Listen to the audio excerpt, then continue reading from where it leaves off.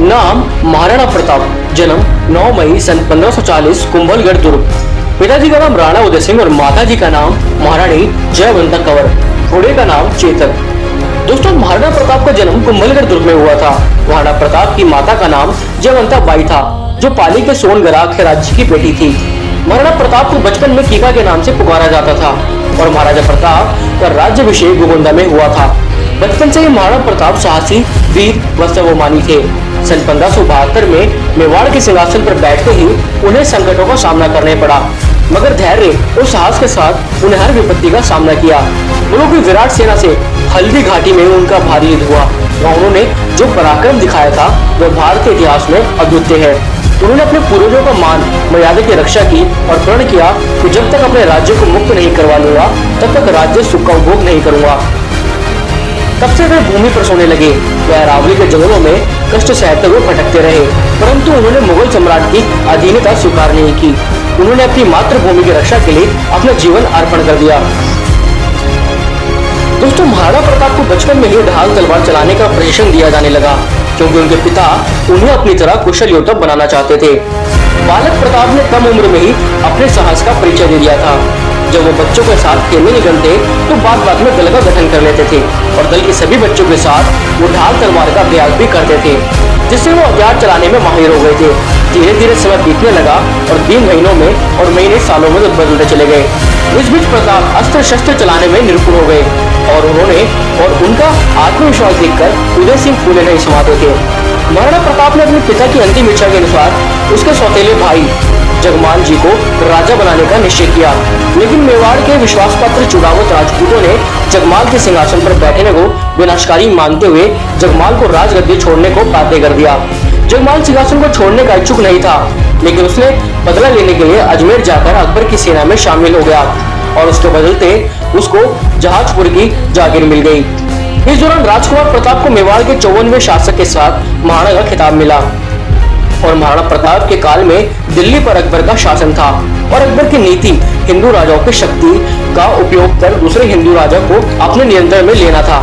सन 1567 में जब राजकुमार प्रताप को उत्तराधिकारी बनाया गया तो उस वक्त उनकी उम्र केवल 27 वर्ष थी और मुगल सेनाओं ने चित्तौड़ को चारों ओर से घेर भी लिया था। महाराणा प्रताप ने वीरता का जो आदर्श प्रस्तुत किया वो अद्वितीय है। उन्होंने जिन परिस्थितियों में संघर्ष किया वो वास्तव में जटिल थी, पर उन्होंने हार नहीं मानी। यदि राजपूतों को भारतीय इतिहास में सम्मानपूर्ण स्थान मिल सका तो उसका श्रेय सिर्फ और सिर्फ महाराणा प्रताप जी को जाता है। उन्होंने अपनी मातृभूमि को न तो परतंत्र होने दिया और न ही कलंकित। विशाल मुगल सेनाओं को उन्होंने लोहे के चने चबाने पर विवश कर दिया था और मुगल सम्राट अकबर उनके राजाओं को और राज्य को जीतकर अपने साम्राज्य में मिलाना चाहते थे, किंतु राणा प्रताप ने ऐसा नहीं होने दिया और आजीवन संघर्ष करते रहे। दोस्तों, महारानी जयवंता के अलावा राणा उदय सिंह की और भी पत्नियां थी, जिनमें रानी धीरबाई उदय सिंह की प्रिय पत्नी थी। रानी धीरबाई की मंशा थी कि उनका पुत्र जगमाल राणा उदय सिंह का उत्तराधिकारी बने। इसके अलावा राणा उदय सिंह के 2 पुत्र और थे, जिसमें शक्ति सिंह और सागर सिंह भी थे। उनमें भी राणा उदय सिंह के बाद राजगद्दी संभालने की मंशा थी, लेकिन प्रजा और राणा जी दोनों ही प्रताप को ही उत्तराधिकारी के तौर पर मानते थे। इसी कारण यह तीनों भाई प्रताप से घृणा करते थे। महाराणा प्रताप का कद 7.5 फुट लंबा एवं उनका वजन 110 किलोग्राम का था। उनकी सुरक्षा कवच का वजन 72 किलोग्राम और भाले का वजन 80 किलोग्राम था। कवच, भाला, ढाल और तलवार आदि को मिलाएं तो वे युद्ध में टोटल 200 किलोग्राम से भी ज्यादा वजन उठाए लड़ते थे। आज भी महाराणा प्रताप का कवच, तलवार आदि वस्तुएं उदयपुर राजघराने के संग्रहालय में सुरक्षित रखे हुए हैं। दोस्तों, हल्दी घाटी की अगर युद्ध की बात की जाए तो हल्दी घाटी का युद्ध भारत के इतिहास की एक मुख्य कड़ी है। यह युद्ध 18 जून सन 1576 को लगभग 4 घंटे के लिए हुआ था, जिसमें मेवाड़ और मुगल में घमासान युद्ध हुआ था।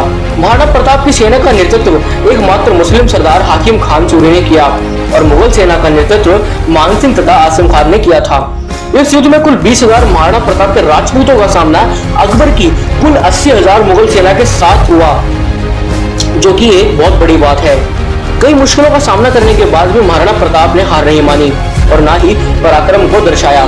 इसी कारण आज उनका इतिहास के पन्नों पर नाम चमक रहा है। कुछ इतिहासकार कुछ ऐसा भी मानते हैं कि हल्दी घाटी के युद्ध में कोई विजय हुआ ही नहीं था, परंतु अगर देखा जाए तो महाराणा प्रताप की ही विजय हुई थी।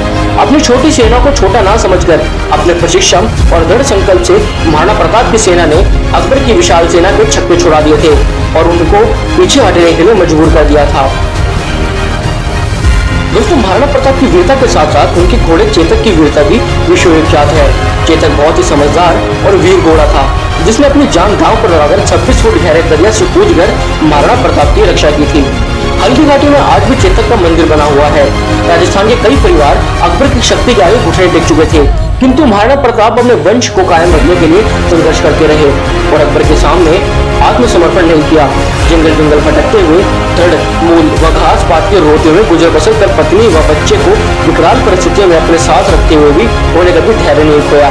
पैसे के अभाव में सेना के टूटते हुए मनोबल को पुनर्जीवित करने के लिए दानवीर अहमद शाह ने अपना पूरा खजाना समर्पित कर दिया था।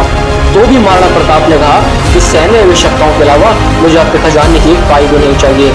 अकबर के अनुसार महाराणा प्रताप के पास साधन सीमित थे, किंतु फिर भी वो चुका नहीं और ना ही ठहरा। महाराणा प्रताप का हल्दी घाटी के युद्ध के बाद समय पहाड़ों और जंगलों में व्यतीत हुआ। अपनी पर्वतीय युद्ध नीतियों के द्वारा उन्होंने अकबर को कई बार मात दी। यद्यपि जंगल और पहाड़ों में रहते हुए महाराणा प्रताप को अनेक प्रकार के कष्टों का सामना करना पड़ा, किंतु उन्होंने अपने आदर्शों को नहीं छोड़ा और महाराणा प्रताप को मजबूत इरादे ने अकबर के सेना नायकों के सभी प्रयासों को नाकाम बना दिया। उनके धैर्य और साहस का ही असर था कि 30 वर्ष के लगातार प्रयास के बावजूद भी अकबर महाराणा प्रताप को बंदी न बना सका और महाराणा प्रताप का सबसे प्रिय घोड़ा चेतक था, जिसने अंतिम सांस तक अपने स्वामी का साथ दिया था। दोस्तों, आखिरकार शिकार के दौरान लगी चोटों की वजह से महाराणा प्रताप 19 जनवरी सन 1597 को चावड़ में सुरक्षित हार गए। दोस्तों, अकबर कभी जीता नहीं और महाराणा प्रताप कभी हारे नहीं। तो दोस्तों, कैसी लगी आपको वीडियो? आप कमेंट बॉक्स में कमेंट कर हमारा मनोबल और बढ़ाएं। इस वीडियो को ज्यादा लाइक करें, शेयर करें, कमेंट करें और अगर आपको हमारा चैनल पसंद आया तो हमारे चैनल को सब्सक्राइब करें। दोस्तों, thanks for watching my video. धन्यवाद।